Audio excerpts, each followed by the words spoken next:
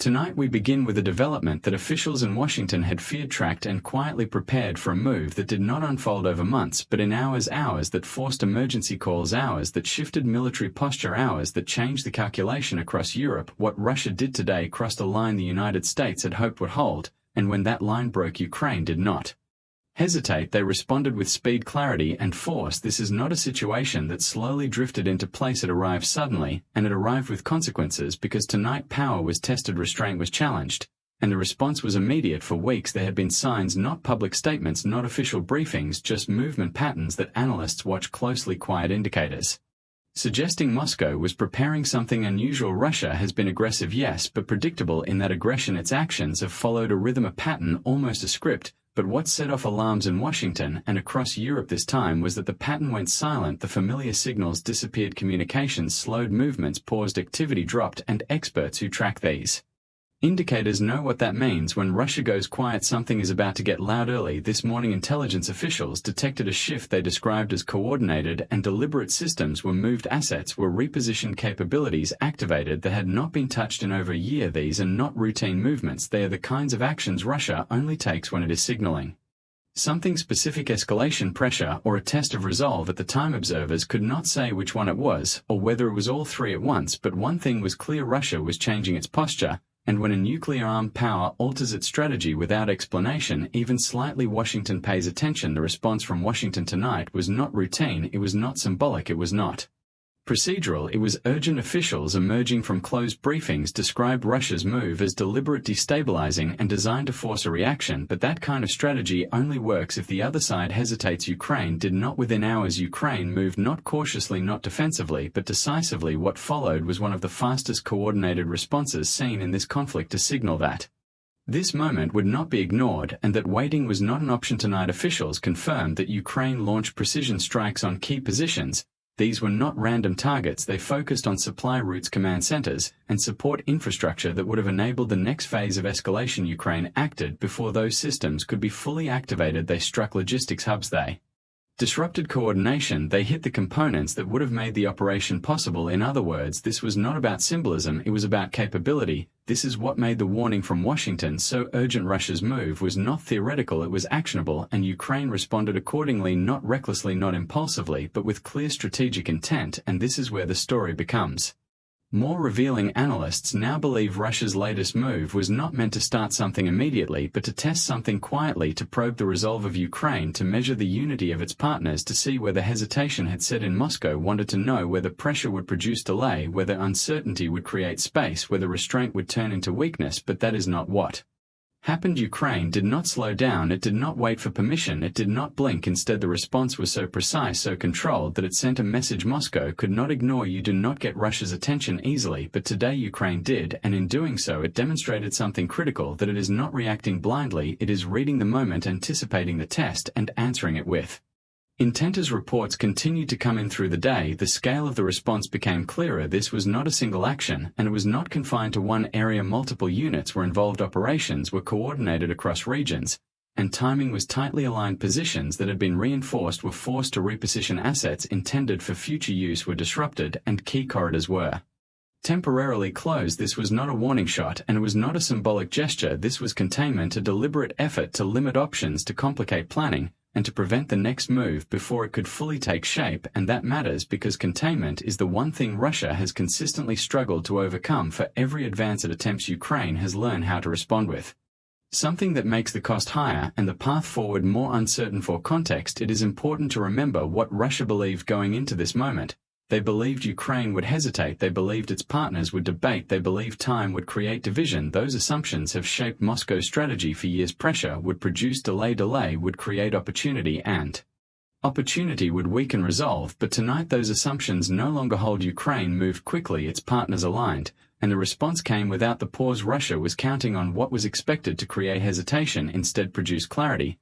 And that shift matters because it exposes a miscalculation, one that changes how the next move will be made. What makes this moment especially dangerous And especially revealing is when it happened. Russia's move came at a time when its leadership is under growing pressure from hardliners demanding escalation, pressure from economic strain, pressure from a war that has not delivered the outcome promised. Different factions want different things. Some want a show of strength, some want restraint, some want a decisive break in momentum. All of this is happening while costs continue to rise and patience continues to thin. When leaders act under those conditions, they are not operating from confidence, they are operating from pressure, from constraint, from vulnerability. And history shows that decisions made in those moments carry the highest risk because they are not designed to project strength, they are designed to relieve pressure, even if only temporarily. The statement issued by Washington tonight was carefully chosen. It was released publicly, and it was meant to be heard. Officials made clear that Russia's actions were not acceptable and not consistent with stability in the region. That language may sound measured, but it carries weight. In plain terms, it means this cannot continue, and it will not be ignored. You do not hear that tone unless something serious is at stake. It is the kind of message sent when patience has limits and when further moves will bring consequences. It was not a speech meant to calm, it was a signal meant to warn, and it was delivered with intention. Meanwhile, Ukraine's president addressed the nation tonight. The tone was calm, measured, and unmistakably firm. He spoke directly to the public and to those watching beyond Ukraine's borders. He said Ukraine would defend its territory, that it would not wait to be struck, and that it would not stand alone. These were not emotional appeals, and they were not rhetorical flourishes. They were statements of position, words chosen carefully, because once spoken they commit a leader to a course of action. It was a reminder that Ukraine understands the stakes and that it is prepared to meet them, not with panic, not with hesitation, but with resolve. Here is Section L in the same voice and format. Russia's move did not happen in isolation. Alongside it, other actions began to surface. Cyber activity increased, pressure campaigns intensified, and regional forces adjusted their posture. All of this unfolded within the same narrow window of time that matters, because when one move is followed by several others, it is no longer coincidence, it is coordination. And when Russia moves multiple pieces at once, it signals something larger is underway, not a single message, but a broader strategy, one designed to stretch attention, divide focus, and force responses on several fronts at the same time. That is what makes this moment more concerning. It suggests that what we are seeing now may only be the opening phase. Analysts are now weighing several possible paths forward. One is that Russia is preparing for a wider escalation, testing boundaries before committing further. Another is that this is an attempt to apply pressure, to force concessions, to shape negotiations before they begin. But the possibility drawing the most concern is that this was meant to create hesitation, to see whether Ukraine or its partners would pause or second-guess their response. That option was removed today. Ukraine did not delay, it did not wait, and it did not look for an off-ramp. It acted. In doing so, it closed off the space Russia was trying to create, and made clear that uncertainty would not be an advantage. The message was simple: pressure will be met, not absorbed. Good question. These three sections work together.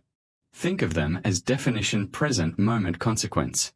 I'll explain each clearly in the same calm voice, focus style, and exists to clearly define what this moment actually is. Up to this point, the story has described actions, reactions, and motive. Section N steps back and names the test. This is where you tell the audience what each side wants right now, who is trying to prove something, who is trying to prevent something, and why this moment matters beyond today. It simplifies complexity instead of many moving parts.